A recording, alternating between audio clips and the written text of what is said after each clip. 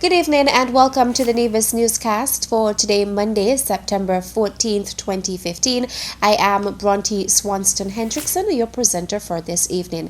Now for the news in detail. The state service to mark the occasion of the 32nd anniversary of independence of the Federation of St. Kitts and Nevis took place yesterday Sunday at the Charlestown Methodist Church. Sunday's event brought together the leadership of the country, led by new Governor General His Excellency Tapley Seaton and Deputy Governor General His Honor Eustace John. Members of Parliament in both the Federal and Nevis Island Assembly also attended, along with senior government officials, representatives of the police force, Her Majesty's Customs and other uniformed bodies, members of the business community as well as members of the general public came to worship. The service, which lasted for just under 2 hours, was jointly conducted by the Evangelical Association and the Christian Council. The Old Testament lesson was read by Leader of the Opposition, the Honorable Dr. Denzel Douglas, while Prime Minister Dr. Timothy Harris read the New Testament lesson. Mr. Roll J. Williams read the Psalms. The sermon for the state service was delivered by Pastor Arthur Freeman of the Nevis Church of God of Prophecy. Nation building is not a one-person job. It is for every individual, every citizen, to put your hands to the plow, put your shoulder to the wheel, and do something to help your nation to move forward. But building is not without its problems. Sometimes you don't get it right at the first try. But they taught me in school, if at first you didn't succeed, try again. Freeman, in his message to the audience and to politicians in particular, urged them not to leave out God in their plans to build the nation. Nation building is not for one political party. It is for every individual, and everyone has his role to play. And if we play our role well, you're going to get success. Tell you something else too. In all of your building, don't leave out the master builder. David said, except the Lord build the house, they labor in vain that build it. And except the Lord keep the city, the watchman waketh but in vain. It is vain to rise up early and do stuff like this. Sometimes you could be asleep, because God gives his beloved sleep. So I am appealing to all of our people, regardless to your political affiliation. Let us work together to build this nation, because it is our nation. The state service was interspersed with various prayers and musical renditions that sought to uplift and celebrate the 32nd anniversary of independence, as it is being celebrated under the theme, United in Building a Stronger Nation.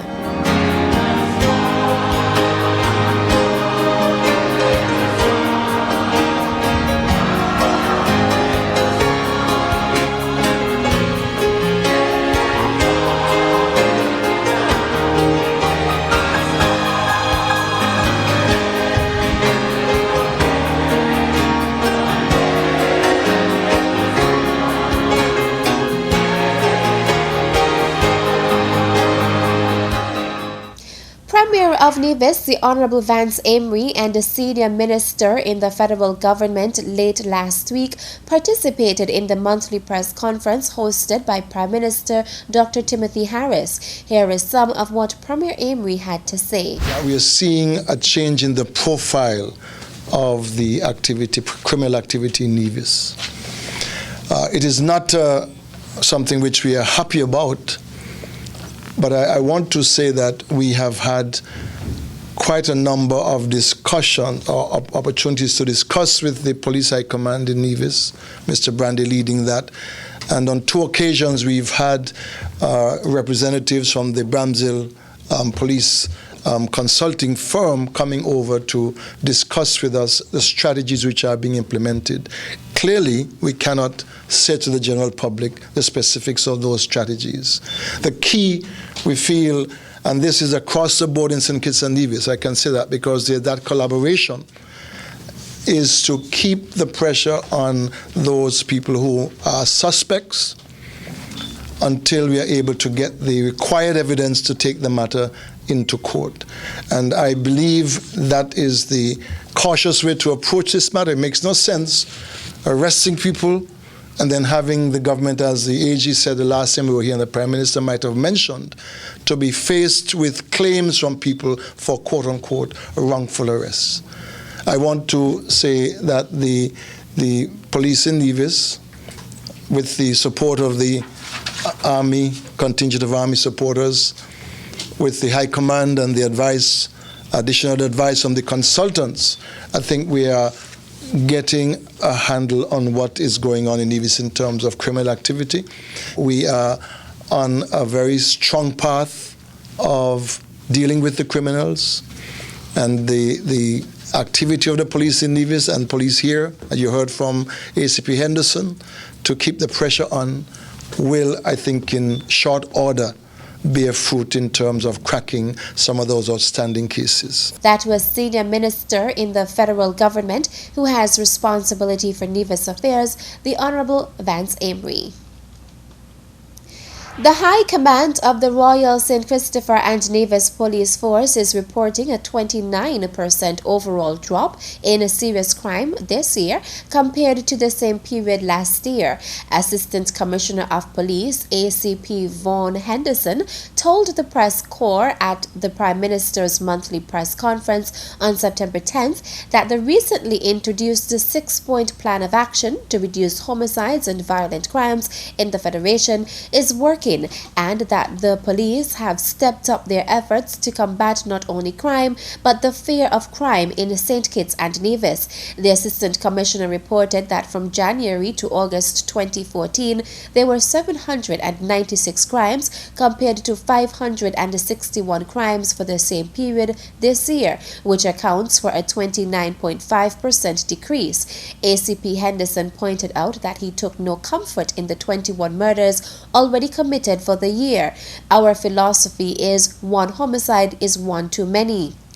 According to the Assistant Commissioner, the first half of the year yielded 18 homicides before the introduction of the 6-point action plan, but that since the introduction of the plan in May of this year, there have been only 3 murders, 1 in June, none in July, and 2 in August, a drastic reduction of 3 homicides in 3 months. As it relates to the detection rate for homicides, ACP Henderson said that 4 have been detected for the year and that frontline detectives are on the verge of detecting a 5th. He outlined that with 7 arrests, it would have the effect of putting our police force on par with international standards. ACP Henderson gave credit to the joint operations of the police, the St. Kitts and Nevis Defence Force, SKNDF, and Customs for stepping up on the efforts in an aggressive way to suppress violent crimes and gang activities since the introduction of the 6-point plan to combat crime. Coming up after the break, it was an awesome service. We really enjoyed it, and we did give God thanks. Stay tuned.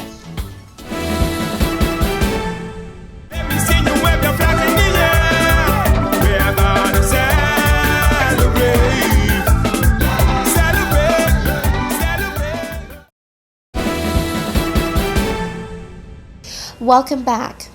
A number of persons on Saturday morning participated in the activity to observe Caribbean Wellness Day, which was put on by the Ministry of Health. Saturday's activity was a walk around Charlestown, inclusive of warm-up and warm-down exercises with trainer Macefield Nesbitt.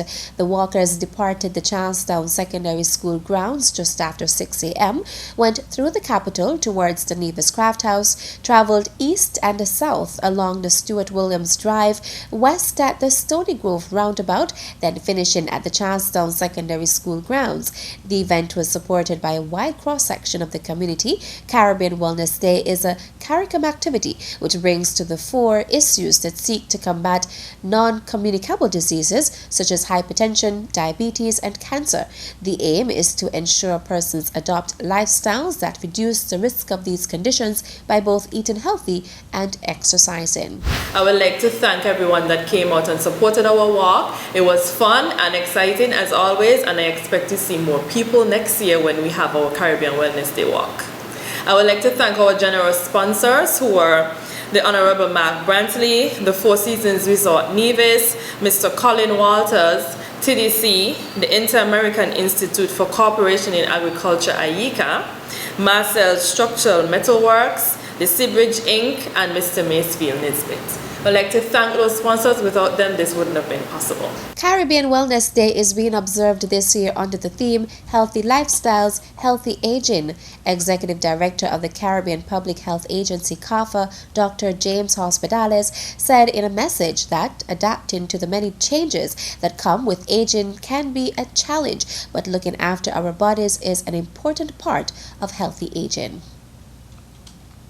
The Iver Walters Primary School is this week celebrating a week of activities to mark the 50th anniversary of the school's establishment. We visited the school today to see how the celebrations are going. Yesterday, Sunday, September 13, was the actual day of celebration, and head teacher Janice Richards spoke about yesterday's church service. It was an awesome service. We really enjoyed it. And we did give God thanks, and also thanks to those who have blazed the trail before us. Today is our open day, and I'm seeing a lot of parents and well-wishers and everybody just coming in and having a good time. The theme for this year's celebration is celebrating Iver Walters Primary 50 years of holistic education. We saw a number of persons at the school participating in the open day with staff and students. Witnessing the 50th anniversary birthday of our family prospect now, Iver Walters School. Two of my children went to here, now I have 2 grand here. So I believe I'm affectionately attached to Iver Walters. Okay? Good. Happy birthday. We want to thank God for His mercies and for His guidance and protection on the school for these 50 years.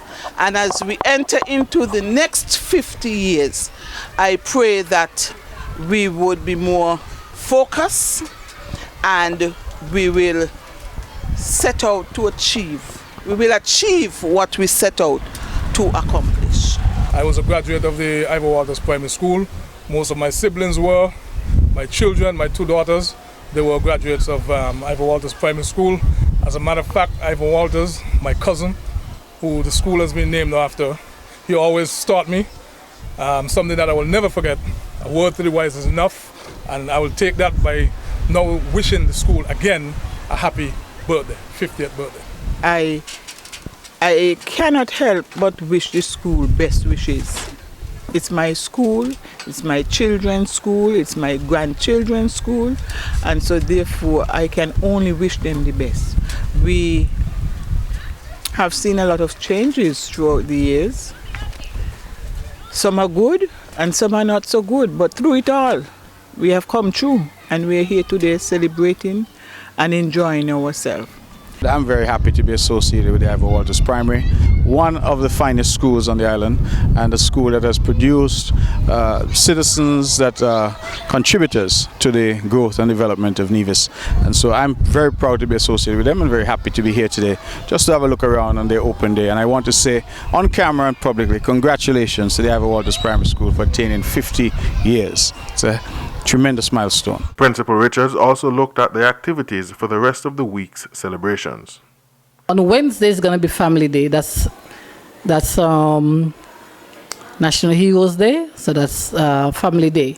On Thursday, we kick in again, and we're going to have the awards ceremony and cocktail at occasions, where we are going to be awarding those who have served the school for 10 years and more, and also those who have contributed significantly to the school. On Friday, it's going to be T-shirt day, where we're going to be dressed in our T-shirts. And also, we're going to be having our patriotic program. So the independence celebration is going to coincide with our 50th anniversary. I'm Huey Sargent reporting for the Nevis Newscast. That's it for tonight's edition of the Nevis Newscast. I am Bronte Swanston Hendrickson. Thank you for viewing. Good night.